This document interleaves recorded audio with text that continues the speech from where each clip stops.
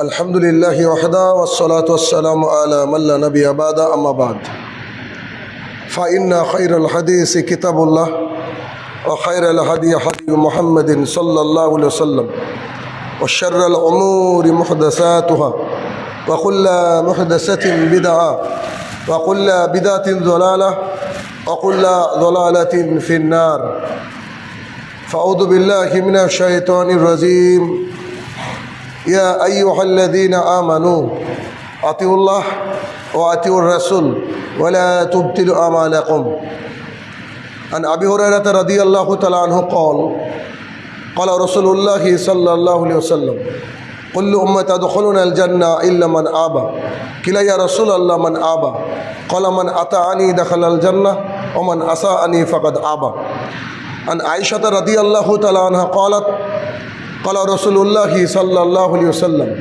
من عمل عملا ليس عليه أمرنا فهو رد সম্মানিত উপস্থিতি, সর্বপ্রথম আল্লাহ সুবহানাহু ওয়া তাআলার বারগাহে শুকরিয়া জ্ঞাপন করব যে আল্লাহ তাআলা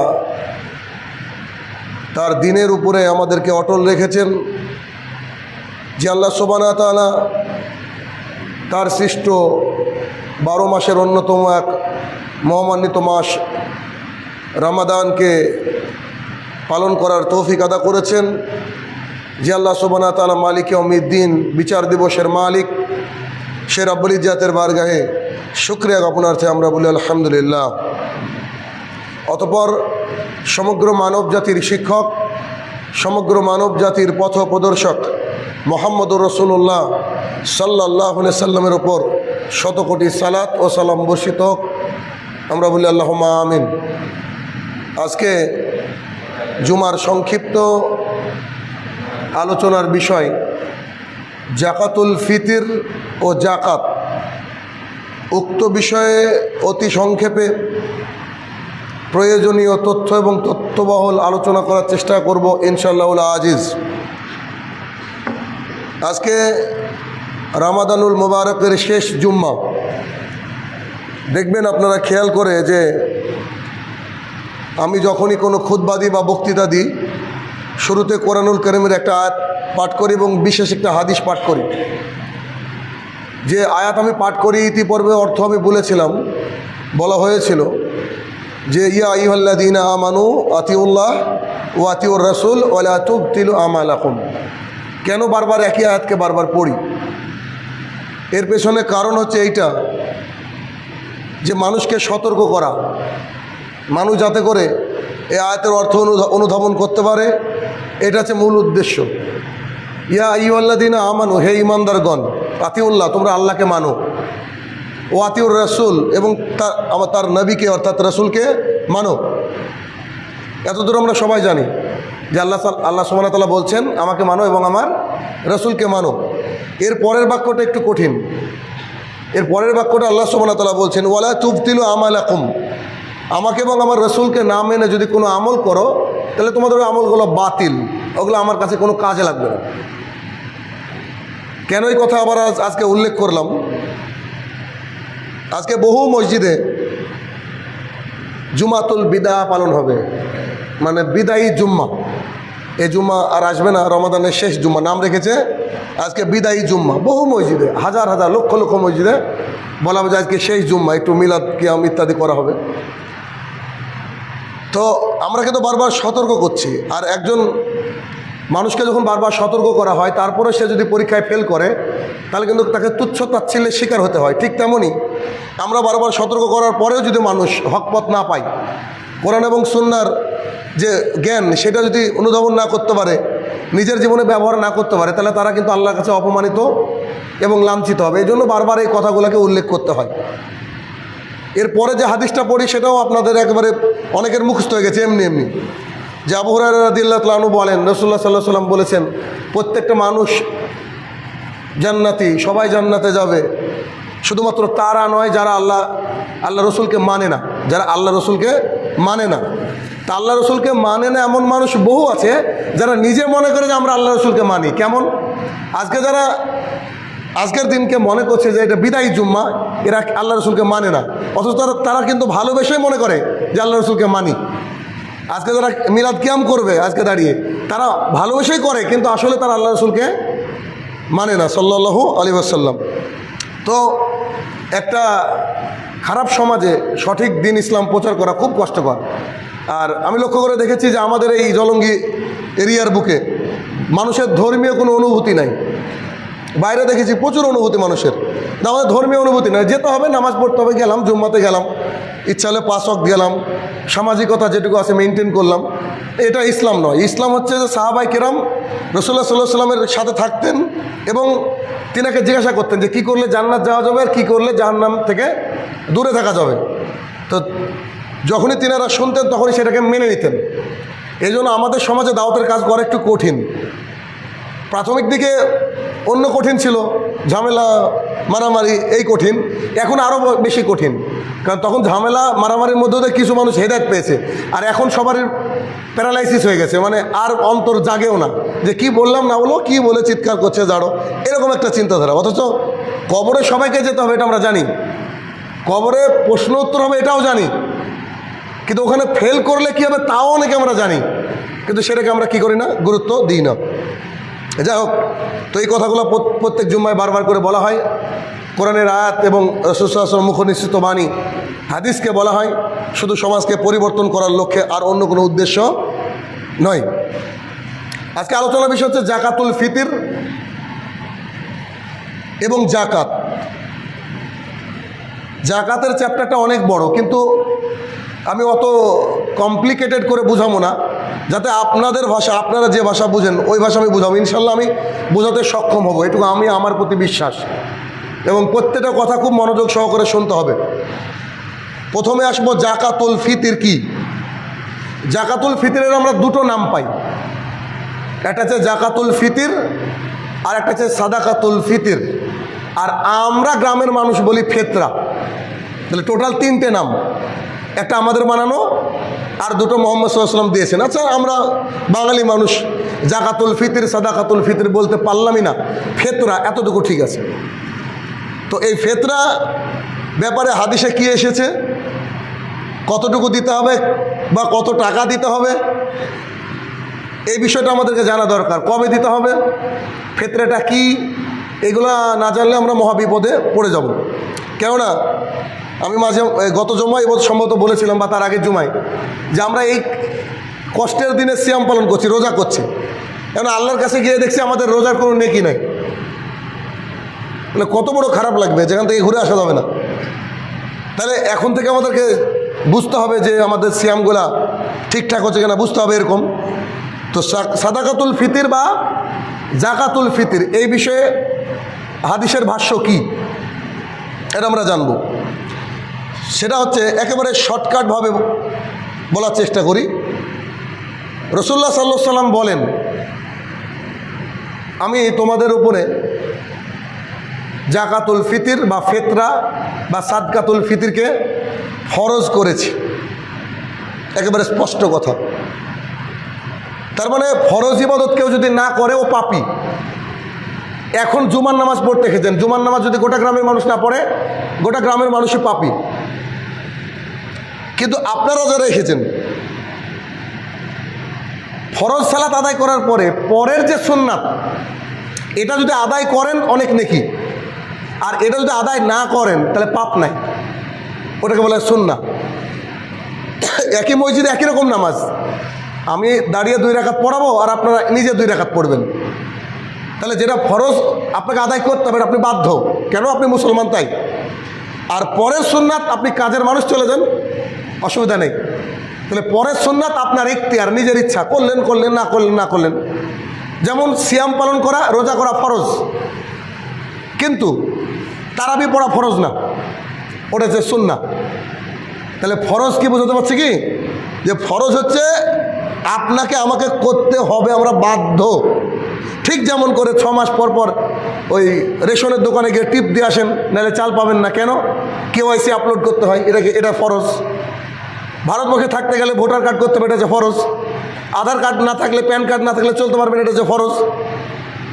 তো এই ফরজগুলো হচ্ছে কি, যেমন আমাদের বাস্তবিক জীবনে ফরজ বোঝানোর জন্য বলছি, ঠিক তেমনই 5 ওয়াক্ত সালাত আমাদের উপরে ফরজ রামাদানের সিয়াম ফরজ, টাকা থাকলে হজ ফরজ, তাহলে আপনার টাকা নাই, হজ ফরজ কি? ফরজ না। তাহলে এইরকমই রাসূলুল্লাহ সাল্লাল্লাহু আলাইহি ওয়াসাল্লাম এটাকে ফরজ করেছেন। এই ফিতরাকে কাদের উপরে ফরজ করা হয়েছে? যারা স্বাধীন, যারা গোলাম, যারা ছোট, যারা বড়, অর্থাৎ প্রত্যেকটা মুসলমানের উপরে ফিতরা হচ্ছে ফরজ। রোজা কাদের উপরে ফরজ? যারা সুস্থ সবল ভালো মানুষ তাদের উপরে। 10 বছর বয়স একটা ছেলে, ওর উপরে রোজা ফরজ না। একটা পাগল, ওর উপরে রোজা ফরজ না। একটা মুসাফির, ওর উপরে ফরজ, কিন্তু পরে আদায় করার সুযোগ পাবে। তাহলে এখানে বুঝতে হবে যে একটা বাচ্চা 10 বছর, তার কিন্তু রোজা ফরজ না, কিন্তু ফিতরা ফরজ। একটা গোলাম কারোর আন্ডারে থাকে, ওরও ফিতরা ফরজ। ফিতরা যারা নিবে, যাদেরকে দিবেন, তাদের উপরে ফিতরা ফরজ। তার মানে মোট কথা বাংলা ভাষা এটা যে জাকাতুল ফিতর তথা ফিতরা হচ্ছে সবারই উপরে ফরজ। যদি পেটে বাচ্চা থাকে তারও ফিতরা দিতে হবে। অনেক সাহাবায়ে কেরাম পেটে বাচ্চা থাকলে তার ফিতরা দিয়েছেন। অর্থাৎ আপনার বাড়িতে যদি 4 জন সদস্য থাকে আর একজন আসবে অল্প দিনে, 5 মাসে, 6 মাসে, 7 মাসে, 8 মাসের বাচ্চা, তাহলে আপনার বাড়ির সদস্যের সংখ্যা কত? 5। এই হিসাবে ফিতরা দিতে হবে। হাদিস আমি পরে বলছি, আগে বোঝানোর ব্যাপার আছে। তাহলে জাকাতুল ফিতর এটা হচ্ছে কি? ফরজ। জাকাতুল ফিতর আমাদের উপরে ফরজ, ফিতরা ফরজ। এটা কেন ফরজ? ফিতরাটা কি কারণে দেওয়া হয়?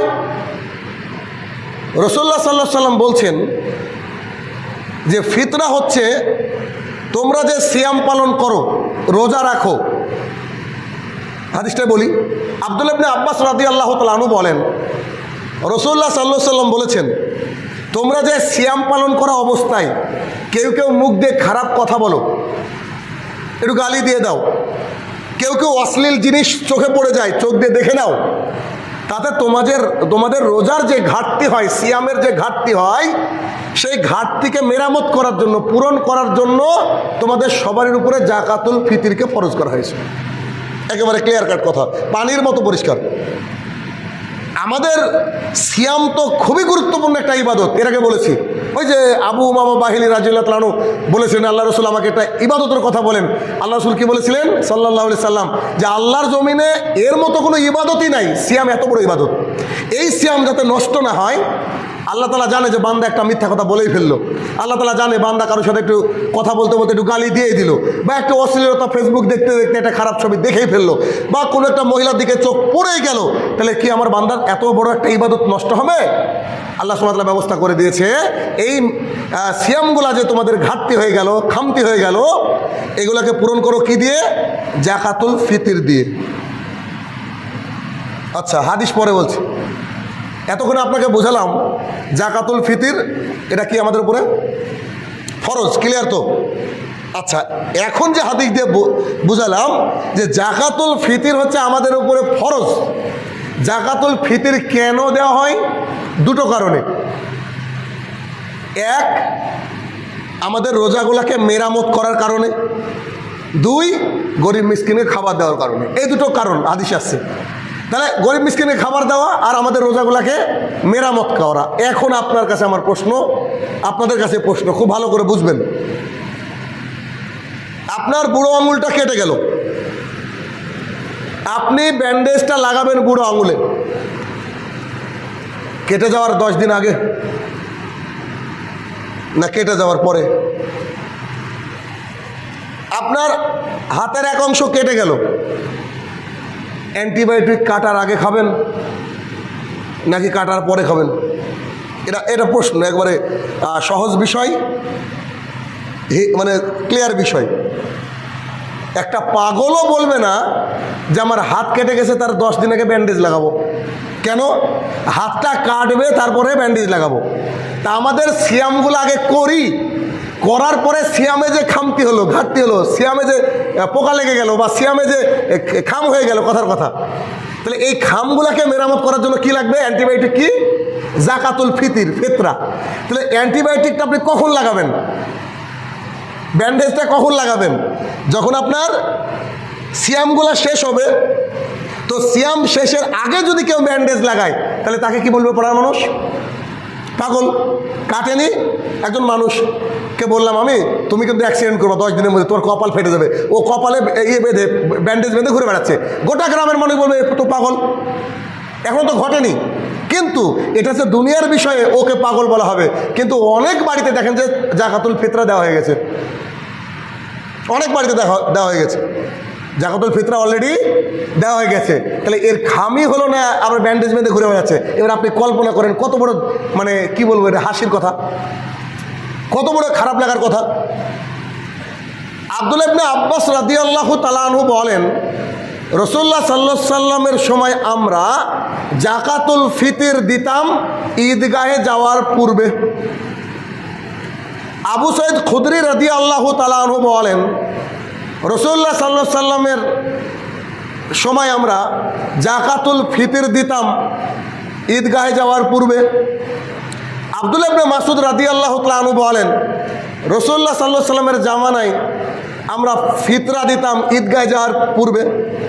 আব্দুল্লাহ ইবনে উমর রাদিয়াল্লাহু তাআলা আনহু বলেন, মানে এটা বর্ণনা করছেন নাফে, সবগুলো বুখারীর হাদিস, নাফে বর্ণনা করছেন, নাফে উনি বর্ণনা করছেন, আমি আব্দুল্লাহ ইবনে উমর রাদিয়াল্লাহু তাআলা আনহু, মানে উমরের বেটা আব্দুল্লাহ ইবনে উমর রাদিয়াল্লাহু তাআলা আনহুকে ফিতরা দিতে দেখেছি ঈদের 2-3 দিন আগে, ঈদের 2 দিন আগে, ঈদের 3 দিন আগে। উনি বলছেন নাফে, বুখারীর বর্ণনায় তিনি বলছেন, আমি কাকে দেখেছি? আব্দুল্লাহ ইবনে উমর, বহুত বড় মুহাদ্দিস আব্দুল্লাহ ইবনে উমর রাদিয়াল্লাহু তাআলা আনহু, যিনি সাহাবী, অন্যতম জলিল সাহাবী, তাকে আমি দেখেছি তার ছোট ছোট বড় বড় সব সন্তানদের তরফ থেকে তিনি ফিতরা দিয়েছেন ঈদের 2 দিন আগে অথবা হাইয়েস্ট 3 দিন আগে। বুখারীর এই বর্ণনা থেকে যদি আমরা ফিতরা দিও তাহলে আমরা হাইয়েস্ট কদিন আগে ফিতরা দিতে পারবো? 3 দিন। 3 দিন। ফিতরা দেওয়ার 2টো সময় রয়েছে। একটা সময় হচ্ছে আপনার ফজিলতপূর্ণ সময়, ফজিলতপূর্ণ, এটার উপরে হয়তো আমরা আমল করতে পারবো না। ফজিলতপূর্ণ সময় কোনটা? আপনি সকালবেলায় উঠলেন, ঘুম থেকে উঠলেন, ফজরের নামাজ পড়লেন, এবার ভিখারি মিসকিনকে ফিতরাটা দিলেন, দিয়ে আপনি ঈদগাহে চলে গেলেন, এটা হচ্ছে ফজিলতপূর্ণ সময়, এটা হচ্ছে সাহাবীদের সময়। আর জায়েজ সময় কোনটা? ঈদ থেকে 2 থেকে 3 দিন, হাইয়েস্ট 3 দিন আগে। এখন রাসূলুল্লাহ সাল্লাল্লাহু আলাইহি ওয়াসাল্লামের সাহাবাগণ বলছেন, এর আগে যদি কেউ ফিতরা দেয় আর ঈদগাহে যাওয়ার পরে যদি কেউ ফিতরা দেয়, ভালো করে বুঝুন, আমার আঙুল কাটেনি, আমি ব্যান্ডেজ লাগিয়েছি, তা আমি পাগল? আমার আঙুল কাটার পরে ভালো হয়ে গেছে, তারপরে ব্যান্ডেজ লাগিয়েছি, তাও আমি পাগল? তার মানে জাকাতুল ফিতর যদি ঈদগাহে যাওয়ার 5 দিন 10 দিন আগে দেন এটা হবে না। আবার ঈদগাহে যাওয়ার পরে যদি থাক ঈদের নামাজটা পড়ে এসে দিব, তাও হবে না, এটা হচ্ছে সাধারণ সাদাকা দান হবে। তাহলে অত্র আলোচনা থেকে বুঝতে পারলাম যে 2টো সময় রয়েছে। এক, ফজিলতপূর্ণ সময়, ঈদগাহে যাওয়ার ঈদের দিন সকালবেলায়, ঈদগাহে যাওয়ার পূর্বে দিতে হবে, যেটা আমাদের দ্বারা হয়তো সম্ভব না। আর 2, যেটা জায়েজ সময়, ঈদের 1 দিন আগে 2 দিন আগে দিতে হবে। আমি যেটা করি সেটা হচ্ছে ফিতরা আসলে ফরজ হয় কখন জানেন? যখন রামাদানের চাঁদ দেখা যায়, ঈদের চাঁদ দেখা যায়। আমি করি কি, 29 বা শেষ 29 যেদিন হয়, যেদিন দেখি যে চাঁদ উঠে গেল, আমার কিন্তু চাল রেডি থাকে, চাঁদ উঠে গেল তখন ইফতার করে আমি বেরিয়ে যাই, ভিখারি মিসকিনের বাড়িতে দিয়ে আসি, ব্যাস, খালা ঝামেলা শেষ। এখন আপনারা এটাও করতে পারেন। তার মানে চাঁদ উঠলো, ফিতরাও ফরজ হয়ে গেল, আমার রোজা আর করবো না আমি দিয়ে দিলাম, কারণ আমাদের দেশে ওই ব্যবস্থা নাই। সৌদি আরবে সূর্য ওঠার 15 মিনিট পর নামাজ পড়া হয়, তাও তো আলহামদুলিল্লাহ আপনাদের ভাগ্য হলো যে আমরা 6:30-এ নামাজ করেছি, আর ইসরাত আছে 6টায়, আধা ঘন্টা ডিফারেন্স করেছি, জানে ছুটলে মানুষ পায়। আল্লাহ বাঁচিয়ে রাখলে আরও সকালে করার চেষ্টা করব, কারণ সালাত নামাজ তো সবারই জন্য না, যারা 5 ওয়াক্ত পড়ে তাদের জন্য, বাদ বাকি ওরা ঘুম থেকে উঠলো কি না উঠলো এগুলো দেখার আমাদের সময় নাই। আচ্ছা, তাহলে ফিতরার বিষয়ে ক্লিয়ার করলাম আপনাদেরকে। 1, ফিতরা সবার উপরে ফরজ, বাচ্চার উপরে ফরজ। 2, ফিতরা দিব আমরা ঈদগাহে যাওয়ার পূর্বে, তাতে ঈদগাহের যাওয়ার দিনের সকালবেলায়, অথবা তার থেকে 2 থেকে 3 দিনের মধ্যে। এটা যে জায়েজ সময় চলবে আর কি। এই 3 প্রশ্ন। এখন যদি কেউ আমরা ফিতরা দিয়ে থাকি, আমরা কি করব? এটা ফিতরা হয়নি, আপনাকে আবার দিতে হবে, আপনাকে আবার দিতে হবে। এই এটা ফিতরা ক্লিয়ার হলো। এবার একটা বিষয় থাকলো, ফিতরা কি দিয়ে দিব? এটা আমাদের প্রশ্ন। ফিতরা আমরা কি দিয়ে দিব? রাসূলুল্লাহ সাল্লাল্লাহু আলাইহি ওয়াসাল্লাম বলেন, এটার হাদিস বর্ণনা করেছেন ইবনে ওমর রাদিয়াল্লাহু তাআলা আনহু। হাদিসগুলো পরপর শুনবেন, মাত্র 2-3টি হাদিস বলবো। ইবনে ওমর রাদিয়াল্লাহু তাআলা আনহু বলেন, আমরা রাসূলুল্লাহ সাল্লাল্লাহু আলাইহি ওয়াসাল্লামের সময় ঈদগাহে যাওয়ার পূর্বে 1 সা পরিমাণ খাদ্যদ্রব্য দিয়ে ফিতরা দিতাম। 1 সা পরিমাণ খাদ্যদ্রব্য দিয়ে ফিতরা দিতাম। আর আমাদের সময় খাদ্যদ্রব্য ছিল জব, পনির, খেজুর। কি ছিল? জব, পনির, খেজুর। আচ্ছা, এটা গেল। আবু সাঈদ খুদরি রাদিয়াল্লাহু তাআলা আনহু বলেন, পরপর কয়েকটা হাদিস বলে দেবো বলছি। আবু সাঈদ খুদরি রাদিয়াল্লাহু তাআলা আনহু বলেন, আমরা ঈদগাহে রাসূলুল্লাহ সাল্লাল্লাহু আলাইহি ওয়াসাল্লামের জামানায় আমরা ঈদগাহে যাওয়ার পূর্বে জাকাতুল ফিতর আদায় করতাম 1 সা পরিমাণ খাদ্যদ্রব্য দিয়ে। আমাদের সময় খাদ্যদ্রব্য ছিল কিশমিশ, পনির, খেজুর আর হচ্ছে জব। তাহলে অত্র দুটো হাদিস থেকে আমরা বুঝতে পারলাম যে রাসূলুল্লাহ সাল্লাল্লাহু আলাইহি ওয়াসাল্লামের 2 প্রখ্যাত সাহাবী আব্দুল্লাহ ইবনে ওমর আর আবু সাঈদ খুদরি রাদিয়াল্লাহু তাআলা থেকে বর্ণিত যে তিনারা ফিতরা দিতেন, জাকাতুল ফিতর আদায় করতেন 1 সা পরিমাণ খাদ্যদ্রব্য। তো তাদের খাদ্যদ্রব্য কি ছিল? পনির, কিশমিশ, জব, তারপরে আছে আপনার খেজুর। এই দিয়ে তিনারা ফিতরা আদায় করতেন। যদিও একটা স্পষ্ট হাদিস এভাবে আসছে যে ফরাজা রাসূলুল্লাহি সাল্লাল্লাহু আলাইহি সাল্লাম জাকাতুল ফিতরে সাম মিন তম। রাসূলুল্লাহ সাল্লাল্লাহু আলাইহি সাল্লাম আমাদের উপরে ফরজ করেছেন ফিতরা হিসাবে 1 সা, সামিন তোয়াম, খাবার। আপনি যে খাবারটা খান, তার মানে পৃথিবীর যে যেখানে আছে তার এলাকার যে প্রধান খাদ্য, আমাদের প্রধান খাদ্য কি? নিশ্চয় চাল। আমরা অনেক সময় গম দিই, আসলে গম দিয়েও ফিতরা হবে, কিন্তু গম দিয়ে ফিতরা হবে কথা সত্য, কিন্তু আমাদের কি প্রধান খাদ্যদ্রব্য গম? পাকিস্তানের লোক দিলে ঠিক আছে, কারণ ওনারা বছরে একবার ভাত খায়, আর আমরা প্রতিদিন ভাত খাই, মাঝে মাঝে রুটি খাই। তো আল্লাহর রাস্তায় দেওয়ার বেলায় আমরা এত কাঞ্জুস কেন, এটা বুঝতে পারি না আমি। আমাদেরকে চাল দেওয়া উত্তম, যে চালটা আপনি আমি নিজে খাই ওইটা। কেউ যদি গম দিয়ে দেয় তাহলে কি হবে না? হবে, নিশ্চিত হবে, যেহেতু প্রধান খাদ্যদ্রব্য তাদের। আল্লাহ রাসূলের জামানায় 3-4টে ছিল, আমাদেরও প্রধান খাদ্যদ্রব্য ভাত আর রুটি। এটাই আপনার যেটা যতটুকু আপনি আল্লাহ ভীতি আছে আপনার মধ্যে, সেই অনুযায়ী আপনি দিবেন। তাহলে এই 2 হাদিস থেকে প্রমাণ হলো যে আমরা জাকাতুল ফিতর কি দিয়ে দিব? খাদ্যদ্রব্য দিয়ে দিব। কোন খাদ্য? যেটা যার পৃথিবীর প্রধান খাদ্যদ্রব্য। আচ্ছা, এখন আমাদের প্রশ্ন যে 1 সা সমান কতটুকু? 1 সা সমান হচ্ছে, কেউ বলেছে 2 কেজি 400, কেউ বলেছে 2 কেজি 500, আর সৌদি ফতুয়া বোর্ড বলছে যত ঝামেলার মধ্যে না গিয়ে 3 কেজি দেন। মানে সা, যেটা মদিনা সা আল্লাহ রাসূল ব্যবহার করেছেন, সেইটা চিকন চাল হলে একরকম হয়, মোটা চাল হলে একরকম হয়, খেজুর হলে একরকম হয়। তাই একেবারে ডাউটলেসভাবে আমরা যদি দিই, তাহলে আমরা মাথা পিছু 3 কেজি করে যে চাল খাই অথবা যে গম আমরা খাই, এই গম জাকাতুল ফিতর হিসেবে দিব যেদিন শেষ রোজা সেই দিন। এটুকু বুঝেন, এত হাদিস মাথার মধ্যে রাখতে হবে না। আপনার মাথার মধ্যে এখন একটা জিনিস থাকবে যে যেদিন শেষ রোজা সেদিন বাড়িতে যতজন লোক আছে তাদেরকে মাথা গুনে যে চালটা খাই ওই চালটা 3 কেজি করে প্যাকেট করব, করে আমি একজনকেও দিতে পারি বা 5 জনকেও দিতে পারি, যতগুলো মানুষ আপনার সে অনুযায়ী আপনি তাকে প্রেরণ করেন, দেন। তাহলে জাকাতুল ফিতরা কে পাবে? হকদারকে? ভিখারি মিসকিন। ভিখারি মিসকিন মানে কি? যার বাড়িতে সারা বছরের খাবার থাকে না, তাকে বলে মিসকিন। আর ভিখারি মানে রাস্তা রাস্তা চেয়ে বেড়ায়।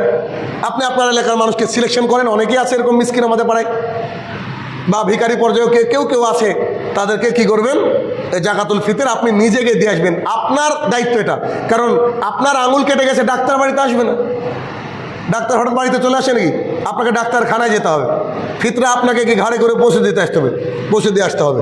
তাহলে এ হচ্ছে ফিতরা সংক্রান্ত ব্যাপার। তবে এখানে মাঝে একটা কথা, সেটা হচ্ছে যে এখন কিন্তু আবার বাহাত চলছে অনলাইনে খুব, যে জাকাতুল ফিতর কি টাকা দিয়ে দেওয়া হবে না।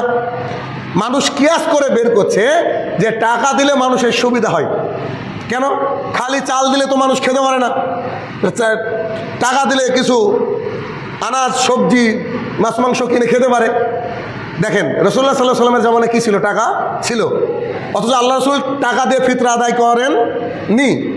আমাদেরকে কি দিয়ে আদায় করতে হবে? খাদ্যদ্রব্য। তবে চারজন যে প্রসিদ্ধ ইমাম আবু হানিফা, ইমাম মালিক, জানি আমরা তিনাদের নাম, এই চারজন প্রসিদ্ধ ইমামের মধ্যে তিনজন বলেছেন যে টাকা দিয়ে ফিতরা আদায় হবে না, ফিতরা আদায় করতে গেলে কি দিয়ে আদায় করতে হবে? খাদ্যদ্রব্য দিয়ে। আর একজন বলেছেন যে টাকা দিয়ে চলবে, তিনি হচ্ছেন আবু হানিফা রাহমাতুল্লাহ। শুধু তার মত। তাহলে তিনি ইমাম, আল্লাহ তাআলা তাকে যোগ্যতা দিয়েছে। আর ইমামরা যদি কিয়াস করে, তাদের যদি ভুলও হয়, হয়তো আল্লাহ তাআলা তাদেরকে এক নেকি দিবেন, কিন্তু তিনি ভুল করলে আমি তো মানতে বাধ্য না। তাহলে এখানে বলা যেতে পারে এতটুকু যে টাকা দিয়ে ফিতরা আদায় জায়েজ, এতটুকু বলা যেতে পারে। কেউ কেউ বলেছেন যে টাকা দিয়ে ফিতরা আদায় করা জায়েজ। আর আমি বলি যে যেখানে সুন্নাত সাব্যস্ত সেখানে জায়েজের কোনো প্রশ্নই থাকে না। কারণ আপনি 35 পেয়ে পাশ করবেন না 95 পেয়ে পাশ করবেন, আপনার ব্যাপার। পাগল হলে 35 পান, আমি 95 পেয়ে পাশ করব। কেন? আল্লাহ রাসূলের সুন্নত যেখানে।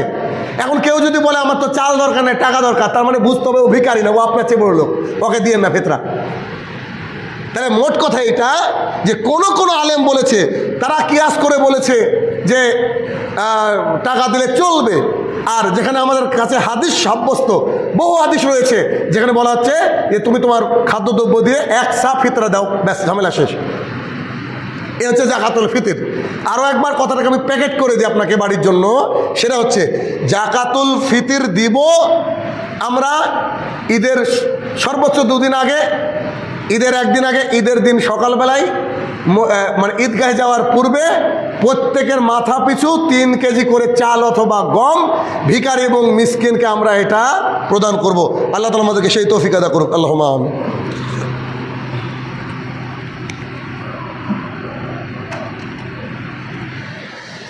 আলহামদুলিল্লাহি ওয়াহদা ওয়াসসালাতু ওয়াসসালামু আলা মান লা নাবিয়্যা বাদা, আম্মা বাদ।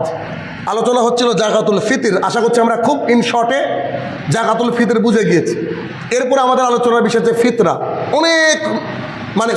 জাকাত অনেক লম্বা চ্যাপ্টার, কিন্তু একেবারে ইন শর্ট একটু বোঝানোর চেষ্টা করব এই জাকাত সম্পর্কে। কারণ অনেকেরই হয়তো নিসাব পরিমাণ টাকা পয়সা থাকে, হিসাব হয়তো বুঝে না বা এরকম কোনো ব্যাপার থাকে, তো সেগুলো আমাদেরকে কিন্তু জানা দরকার হয়, এগুলো প্রয়োজন হয়। কারণ এগুলা না জানলে আমরা কিয়ামতের মাঠে বিপদে পড়ে যাব। তার দলিল কয়েকটা আপনাদের সামনে একটু বলি। আব্দুল্লাহ ইবনে আব্বাস, রাসূল সাল্লাল্লাহু আলাইহি ওয়াসাল্লামের চাচা, আব্বাস তার ছেলে আব্দুল্লাহ ইবনে আব্বাস রাদিয়াল্লাহু তাআলা আনহু বলেন, খুব শর্টে দেখেন, আব্দুল্লাহ ইবনে আব্বাস রাদিয়াল্লাহু তাআলা আনহু বলেন রাসূলুল্লাহ সাল্লাল্লাহু আলাইহি ওয়াসাল্লাম মুআয ইবনে জাবাল রাদিয়াল্লাহু তাআলা আনহুকে ইয়ামিনে পাঠাচ্ছেন, ইয়ামিনে শাসক হিসাবে, দায়ী হিসাবে ইয়ামিন দেশে পাঠাচ্ছেন। পাঠানোর সময় বলছেন যে মুআয, জি আল্লাহ রাসূল বলেন, তোমাকে আমি যেখানে পাঠাচ্ছি ওরা কিন্তু ইহুদি খ্রিস্টান, আহলে কিতাব, ইহুদি খ্রিস্টান, আল্লাহর কিতাব প্রাপ্তরা। তুমি তাদের কাছে গিয়ে দাওয়াত দিবা প্রথমে আল্লাহ তাআলা এক এবং অদ্বিতীয়, আল্লাহ ছাড়া কোনো মাবুদ নাই। দেখেন দাওয়াতের পদ্ধতি। তারা যদি এই কথাটা মেনে নেয় যে আল্লাহ এক, তারপরে তাদেরকে বলবা যে তোমাদের উপরে দিনে রাতে 5 ওয়াক্ত সালাতকে ফরজ করা হয়েছে। তারা যদি এটাও মেনে নেয়, আল্লাহ এক, এটা মেনে নিল, দিনে রাতে 5 ওয়াক্ত সালাত এটাও মেনে নিল, তারপরে তাদেরকে বলবা যে তোমাদের উপরে জাকাতকে ফরজ করা হয়েছে। কোরআনে ৮২ বার আল্লাহ তাআলা বলেছেন সলাৎ ফরজ বা সলাতের কথা এসেছে, ঠিক তেমনই সলাৎ যেখানে বলেছেন আল্লাহ তাআলা সেখানে জাকাত বলেছেন। দেখেন আপনি পড়েন বুঝতে পারবেন, ইয়া আইয়ুহাল্লাযীনা আমানু, হে ইমানদারগণ, আকিমিস সালাহ ওয়া আতুজ যাকাত, তোমরা সালাত কায়েম করো জাকাত দাও, সালাত কায়েম করো জাকাত দাও। এরকম প্রত্যেকটা জায়গায় কোরআনের বিভিন্ন জায়গায় আল্লাহ তাআলা রেখেছে, প্রায় ৮২ জায়গায় কোথাও কোথাও জাকাতের নাম নিয়ে, কোথাও জাকাতের নাম না নিয়ে এই জাকাতকে আল্লাহ তাআলা ইন্ডিকেট করেছে। তাহলে এখানে বোঝা হলো যে আর জাকাত কি, জাকাত হচ্ছে গরিবের কাছ থেকে নিয়ে, মানে ধনীদের কাছ থেকে নিয়ে গরিবকে দেওয়া হয়, মানে বড় লোকের কাছ থেকে নিয়ে গরিবকে দেওয়া হয়, এটা হচ্ছে জাকাত। আল্লাহ রাসূল সাল্লাল্লাহু আলাইহি ওয়াসাল্লাম এটা বললেন। আবু হুরায়রা রাদিয়াল্লাহু তাআলা আনহু বলেন, রাসূলুল্লাহ সাল্লাল্লাহু আলাইহি ওয়াসাল্লাম বলেছেন, যারা সোনা রূপা টাকা পয়সা গহনা ইত্যাদি জমা করে রাখে, তার জাকাত দেয় না, কিয়ামতের মাঠে ওই সম্পদগুলাকে, যে টাকাগুলা গুছিয়ে রেখেছেন, ওই সম্পদগুলাকে লোহার পাত তৈরি করা হবে। লোহার পাত বুঝেন কি? দেখেন আমার হাতে লাঠি, এরকম লাঠির মতন লোহার পাত, ওই যে স্টিল, এরকম লোহার পাত, এই পাতগুলাকে, হাদিসের ভাষাটা দেখেন একবার, রাসূলুল্লাহ সাল্লাল্লাহু আলাইহি ওয়াসাল্লাম বলছে এই পাতগুলাকে জাহান্নামের আগুনে উত্তপ্ত করা হবে।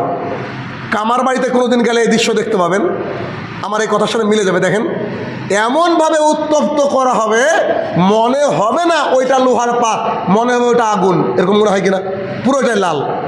হাদিসের ভাষাটা দেখেন, মানুষ যদি হাদিস এক একটা অংশ বুঝে না, সে মানতে বাধ্য। আসলে মানুষকে আমরা বোঝাতে পারি না হয়তো বা। রাসূলুল্লাহ সাল্লাল্লাহু আলাইহি ওয়াসাল্লাম বললেন যে টাকা পয়সা সম্পদ সোনা দায়না গয়না ইত্যাদি জমা করলো, জমা করার পরে রেখে গেল, মারা গেল, সেই ব্যক্তির জন্য কি করবে, ওইগুলাকে আল্লাহ তাআলা রেডি করে লোহার পাত তৈরি করবে, টাকাগুলাকে, সম্পদগুলাকে পাত তৈরি করার পরে জাহান্নামের আগুনে চুবিয়ে সেটাকে আগুনে লাল করা হবে, দেখলে মনে হবে না ওটা কি লোহার পাত। এইটাকে নিয়ে তখন তার পিঠে, বুকে আর কপালের উপরে এভাবে ঠেসে ধরা, এভাবে ঠেকে ধরা হবে। আচ্ছা, লোহার পাতটা গনগনে আগুনের মধ্যে লাল হয়ে গেছে, ওইটাকে যদি আপনি মাটিতে ঠেকান, ওইটাকে যদি আপনি পানিতে দেন, ওটা কি লাল থাকবে? সঙ্গে সঙ্গে হবে না, আস্তে আস্তে ওর আগুনের ওটা অস্তমিত হয়ে আস্তে আস্তে আবার কালো হয়ে যাবে। রাসূলুল্লাহ সাল্লাল্লাহু আলাইহি ওয়াসাল্লাম বলছে তার পিঠে, কপালে এবং বুকে ওটাকে ঠেসে ধরা হবে, আর ঠেসে ধরার ফলে ওটা আস্তে আস্তে আস্তে আবার পাতে পরিণত হয়ে যাবে, মানে সব আগুনটা শরীরটা টেনে নেবে। তারপরে ওটাকে আবার রেডি করা হবে, রেডি করতে সেকেন্ড সময় লাগবে না, আবার তার কপালে, আবার তার বুকে, তার পিঠে ঠেসে ধরা হবে। এটা হচ্ছে হাদিস বুখারীর, যারা সম্পদকে জমা করে রাখে। পরের হাদিস, আবু হুরায়রা রাদিয়াল্লাহু তাআলা আনহু বলেন, রাসূলুল্লাহ সাল্লাল্লাহু আলাইহি ওয়াসাল্লাম বলেছেন, কোনো ব্যক্তি যদি সোনা রূপা টাকা পয়সা গহনা ইত্যাদি জমিয়ে রাখে, জাকাত আদায় না করে, তো আল্লাহ তাআলা সেই সোনা রূপা চাঁদি টাকা পয়সা দিয়ে টাক মাথাওয়ালা একটা সাপ তৈরি করবে। সাপ, টাক মাথা, সাপের চুল থাকবে না, তার মানে অন্য সাপের চুল থাকতে পারে। টাক মাথাওয়ালা একটা সাপ তৈরি করবে। কোনো আলেম বলছে ওর এত বিষ যার কারণে ও টাক হয়ে গেছে, কেউ কেউ বলে থাকে, ওটা জানি না। তো টাক মাথাওয়ালা একটা সাপ তৈরি করবে, সাপের চোখের উপরে থাকবে কালো দাগ, যেমন কিছু কিছু কুকুরের থাকে, কালো দাগ থাকবে। তার মানে কালো দাগটা কেন হয়েছে? তার বিষটা এত বেশি, বিষের কারণে তার উপর দিয়ে কালো দাগ। রাসূলুল্লাহ সাল্লাল্লাহু আলাইহি ওয়াসাল্লাম বলছেন যে সেই জাকাতের মালকে সাপ তৈরি করা হবে, সাপটা হবে টাক মাথাওয়ালা, আর সাপটার চোখের উপরে থাকবে কালো দাগ, সেইটাকে মানুষের গলায় দিয়ে দেওয়া হবে, গলায় দিয়ে দেওয়া হবে। আর গলায় দিয়ে দেওয়ার পরে তাকে এবার সাপটা চোয়ালের উপরে কামড়াবে, দুই চোয়ালের উপরে কামড়াবে, পিঠের উপরে, কপালের উপরে কামড়াবে, আর সাপটা তাকে বলবে আনা মালুকা, মনে পড়ছে আমি জাকাত, মনে পড়ছে, হয় দেখো ব্যাংকের লকারে রেখেছিলাম ওই টাকা, আমি 8 লাখ 9 লাখ টাকা ছিল তোমার, 17-18 ভরি গহনা ছিল তোমার স্ত্রীর, জাকাত দাওনি, এ দেখো আমি এবার মজা চাখো। ওই যে লোহার পাত গরম করে পিঠে বুকে ধরা হবে, কপালে ধরা হবে, আর এই টাক মাথাওয়ালা সাপ কামড়াতে থাকবে দুই চোয়ালের উপরে। এটা কতক্ষণ চলবে? যতক্ষণ না বিচার শেষ হচ্ছে। বিচার কদিনে শেষ হবে জানি না। তো একদিন সমান কতটুকু সময়? মাত্র 50,000 বছর। একদিন সমান কত? 50,000 বছরে যদি একদিনও বিচার করতে লাগে, তাহলে 50,000 বছর ধরে আপনাকে পাত গরম করে দেওয়া হবে, আর 50,000 বছর ধরে আপনাকে সাপ কামড়াবে। কোটি বার, ট্রিলিয়ন বার, কত গুগল বার সাপ আপনাকে কামড়াবে, আবার ভাবেন চিন্তা করেন আপনি, এটা হচ্ছে জাকাত না দেওয়ার শাস্তি। এত হাদিস বর্ণিত হয়েছে জাকাতের ব্যাপারে। পৃথিবীর অন্যতম একজন সাহাবী আবু বকর রাদিয়াল্লাহু আনহু, যিনি আশ্চর্য লাগে, তিনি কোরআন তেলাওয়াত করলে কাঁদতেন। এরকম সাহাবী খুব কমই ছিলেন, যিনি মানে খুব নরম সাহাবী। কত মানুষ কত অত্যাচার করেছে, মানুষ বাড়িতে থাকতে দেয়নি, চলে গেছে, ঝামেলা করার কি দরকার, খুব নরম সাহাবী। তো রাসূলুল্লাহ সাল্লাল্লাহু আলাইহি ওয়াসাল্লাম মারা যাওয়ার পর তিনি বসে আছেন, উমর রাদিয়াল্লাহু আনহু বসে আছেন, সব বসে আছেন। একজন জাকাত দিতে গিয়ে বলছে, শোনো, আল্লাহ রাসূলের জামানায় যে ব্যক্তি জাকাত দিতে এসেছে গরু, তার সাথে দড়িটা দিয়েছে। আমার জামানায়, আমি এখন খলিফা, আমার জামানায় কেউ যদি গরুটা দেয় আর দড়িটা ঘুরিয়ে নিয়ে যায়, ওর সাথে আমার যুদ্ধ হবে। বস্তাটা বাঁধার জন্য যে দড়িটা এনেছিল ওইটা আল্লাহ রাসূলের জামানায় দিয়েছে, আর আমার জামানায় যদি কেউ না দেয় তাহলে ওর সাথে আমার যুদ্ধ হবে। জাকাত ওকে দিতে বাধ্য, না দিলে ওর সাথে যুদ্ধ হবে। উমর রাদিয়াল্লাহু আনহু পাশে বসে বলছেন, আমি দেখলাম যে আল্লাহ সুবহানাহু ওয়া তাআলা তার অন্তরকে জিহাদের জন্য উন্মুক্ত করে দিয়েছে। চিন্তা করা যায়? তাহলে কি জাকাত এটা যে গরিবের সম্পদ, এটা আপনার আমার সম্পদ না। আর আমাদের মুসলমান সমাজ যদি, খালি মুসলমানরা যদি, এত কোটিপতি মাল্টি মিলিয়নের আছে অল ওভার দ্য ওয়ার্ল্ড, গোটা বিশ্বে, এরা যদি সঠিক করে জাকাত দিত, গোটা পৃথিবীতে একজন মুসলমানও মানে না খেয়ে মরতো না। প্রায় মুসলমান মানে আপনার লাখপতি হতো, কোটিপতি অনেকে হয়ে যেত। কিন্তু মানুষ জাকাত দেয় না, জাকাত দেয় না, ঠিকঠাক করে জাকাত এরা দেয় না। তাহলে কি জাকাত দিতে হবে। আচ্ছা, জাকাতের নিসাব একটু বলে দিই। উট এই হিসাব আমাদের নাই, যদিও 5টা উটে একটা গরু, কেউ যদি 5টা উট থাকে একটা গরু, 30টা গরু থাকলে একটা গরু, 40টা ছাগল থাকলে একটা ছাগল। এগুলো আমাদের হিসাবে নাই, এখন খুব কমই আছে। আমাদের যেটুকু দরকার সেটা হচ্ছে রাসূলুল্লাহ সাল্লাল্লাহু আলাইহি ওয়াসাল্লাম বলছেন যে কারোর বাড়িতে যদি 7.5 ভরি সোনা অথবা তার সমমূল্যমান সম্পদ থাকে, অথবা কারোর বাড়িতে যদি 52.5 ভরি চাঁদি অথবা তার সমমূল্যমান সম্পদ থাকে, যেটা 1 বছর ঘুরে এসেছে, 1 বছর ধরে পড়ে আছে বাড়িতে, তাহলে সেই ব্যক্তির শতকরা 2.5 টাকা করে জাকাত দিতে হবে। কেমন? সংক্ষেপে বলি, আপনার স্ত্রীর 7.5 ভরি গহনা আছে, তাহলে আপনার স্ত্রীর উপরে জাকাত ফরজ। আপনার স্ত্রী 52.5 ভরি চাঁদি আছে, তাহলে তার উপরে জাকাত ফরজ। এবার 52.5 তোলা চাঁদি আর 7.5 ভরি সোনা নাই, কিন্তু তার যা দাম, ওই পরিমাণ সম্পদ ব্যাংকে আছে, ব্যবসায় আছে, যেটা 1 বছর ধরে আপনার বাড়িতে আছে, তাহলে সেই সম্পদের জাকাত লাগবে। এখন আজকে আপনি 1 কোটি টাকার মালিক, সামনে রমাজানে গিয়ে আপনি 10,000 টাকার মালিক, তাহলে আপনার জাকাত কত? 1 টাকাও না। এই টাকাটা যদি ওই রমাজান পর্যন্ত থাকে, অথবা 7.5 ভরি সোনা সমপূর্ণ মাল 2025 সালে থাকে, তাহলে 2025 সালে গিয়ে আপনাকে জাকাত দিতে হবে। এখন আপনি বাড়িতে হিসাব করে দেখেন, আপনার স্ত্রীর গহনা কত ভরি? 5 ভরি 6 ভরি লাগবে না জাকাত, যদি সোনার নিসাব ধরেন। আর যদি চাঁদের নিসাব ধরেন, তাহলে তো 30-40 হাজার টাকায় জাকাত হয়ে যায়। এটা আপনার ব্যাপার, সোনা ধরবেন চাঁদি ধরবেন, এটা আপনাদের নিজের এখতিয়ার। আর আপনার ব্যাংকে, আপনার বাড়িতে টোটাল গচ্ছিত কত টাকা আছে, হয়তো 7 লাখ 10 লাখ 20 লাখ টাকা আছে, সেটা কি 1 বছর পূর্ণ হয়েছে? যদি হয় তাহলে শতকরা 2.5 টাকা করে জাকাত বের করে দেন। আর না হলে কি হবে?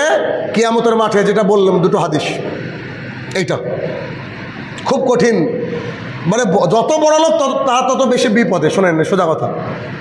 আর যারা গরিব তারা 5টা সাবজেক্টের মধ্যে 2টো সাবজেক্টে অটো পাস। কোনটাই? হজে পাস, টাকা না থাকলে লাগবে না, আর জাকাতে পাস। 3টে সাবজেক্ট থাকলো। 1 লা ইলাহা ইল্লাল্লাহ, তো বলে দিয়েছেন, এটাও পাস। থাকলো 2টো, রমজান বছরে 1 বার আসে, এমনি রোজা করতে ভালো লাগে, তাহলে এটাও পাস। খালি প্রতিদিন 5 ওয়াক্ত সালাত। আল্লাহ কি করে মানুষকে জান্নাত দিতে চেয়েছে একবার দেখেন। তাহলে কি হলো? জাকাত দিতে হবে। জাকাতের নিসাব বোঝা গেল কিনা? আচ্ছা, আপনি ব্যবসা করেন, ব্যবসায় যতগুলো মাল আছে, এই মালগুলা হিসাব করে যদি নিসাব হয়, তা তার পরিমাণ জাকাত লাগবে। আপনি কাউকে ধার দিয়েছেন, বাকি আছে আপনার, আপনি পাবেন এই আশা, তাহলে আপনাকে ওখান থেকে জাকাত দিতে হবে। আপনি সরিষা, গম, ভুট্টা, জব ইত্যাদি করেছেন, এর কোনো জাকাত নাই, এর ওসর রয়েছে। আপনার 100টা বাড়ি থাকেন, থাকার জন্য, এর কোনো জাকাত নাই। আপনি একটা জমি কিনেছেন বেচার উদ্দেশ্যে, ওইটার হিসাব ধরে জাকাত দিতে হবে। বাড়ি করার উদ্দেশ্যে 1 কোটি টাকা দিয়ে জমি কিনেছেন, তার জাকাত নাই। শাকসবজি যত আবাদ করেন জাকাত নাই। ওটা বিক্রি করে টাকা যদি 7.5 ভরি স্বর্ণের উপরে হয়, 52 তোলা চাঁদের উপরে হয়, 52.5 তোলা, তাহলে তার জাকাত হবে। আপনার ব্যবহারের 10টা গাড়ি আছে, জাকাত নাই। আপনার ফ্যাক্টরিতে 1 কোটি টাকার সামান কেনার আছে, যেগুলো মেশিনারিজ, তার জাকাত নাই। তাহলে জাকাত কিসের আছে? আল্লাহ তাআলা জুলুম করেন না মানুষের উপরে। আল্লাহ তাআলা বলেছে যেটা তোমার স্টকে আছে, পড়ে আছে 1 বছর ধরে, তার জাকাত তুমি বের করো, তার জাকাত বের করো। অনেকে বলে যে ব্যবহার করা সোনার জাকাত লাগবে না, একেবারে স্পষ্ট হাদিস। একটা মহিলা রাসূল সাল্লাল্লাহু আলাইহি ওয়াসাল্লামের কাছে আসলেন, আল্লাহ রাসূল বলছে তোমার হাতে কি? তো সোনার কঙ্কন, ওই যে রুলিবালা। তো বলছে যে এটা তুমি জাকাত দাও। তো বলছে না, তো তুমি তো এটা জাহান্নামের আগুন পড়ছো। সঙ্গে সঙ্গে মহিলাটা খুলে দিয়ে দিল। পাগল ছিল কেন তারা?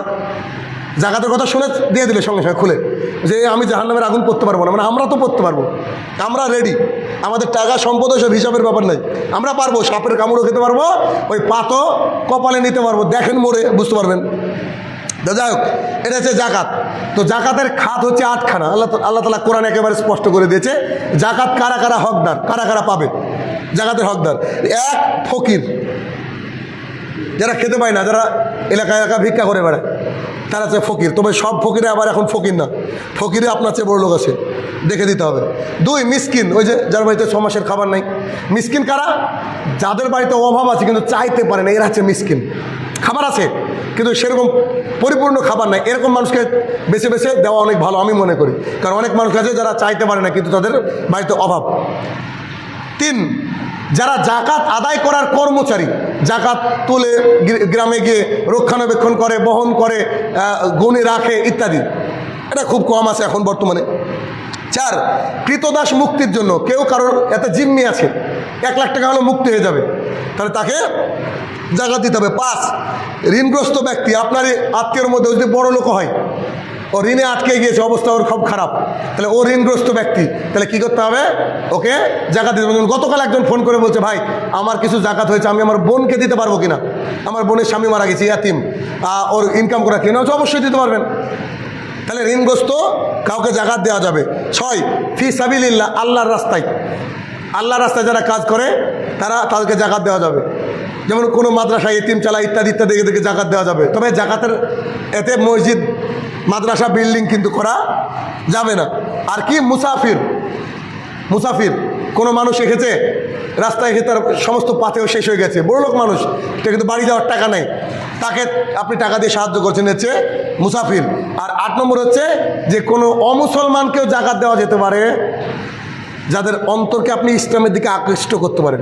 আপনার মনে হচ্ছে যে একে যদি কিছু টাকা পয়সা দিই হয়তো ইসলাম গ্রহণ করতে পারে, এরকম কোনো যদি কেউ থাকে তো তাকে আপনার আমি জাকাত দিতে পারি।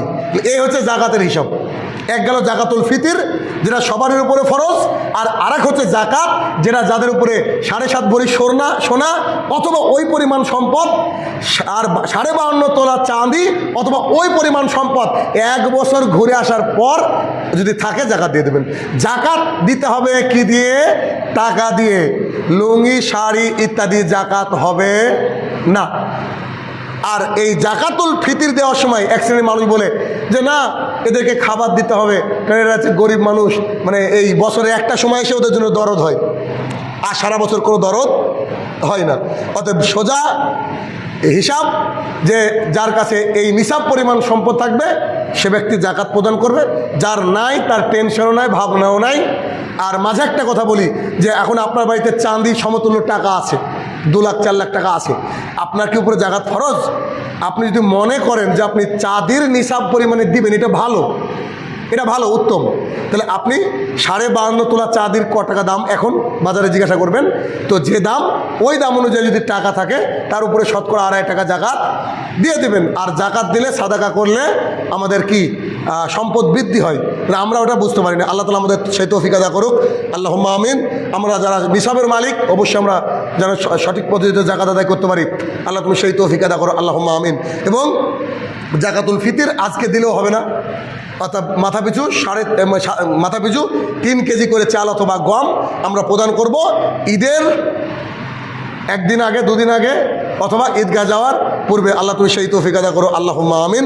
হে আমার প্রতিপালক, আমরা যারা এখনও এই রমাদান মাস পাওয়ার পরে নিজের গুনাহকে ক্ষমা করাতে পারলাম না আল্লাহ, আমরা যেন সবাই আমাদের গুনাহকে ক্ষমা করাতে পারি, আল্লাহ তুমি সেই তৌফিক আদা করো, আল্লাহুম্মা আমিন। হে আমার প্রতিপালক, যারা কবরের তলে শায়িত জানি না কি হালে রয়েছে, তারা যদি ক্ষমার যোগ্য হয় এ রমাদানুল মুবারকে তাকে তুমি ক্ষমা দান করো, আল্লাহুম্মা আমিন। হে আমার প্রতিপালক, আমরা যারা এখনও হারাম খেয়ে জীবিকা নির্বাহ করি, আমরা যেন হারাম থেকে দূরে থাকতে পারি, আল্লাহ তুমি সেই তৌফিক আদা করো, আল্লাহুম্মা আমিন।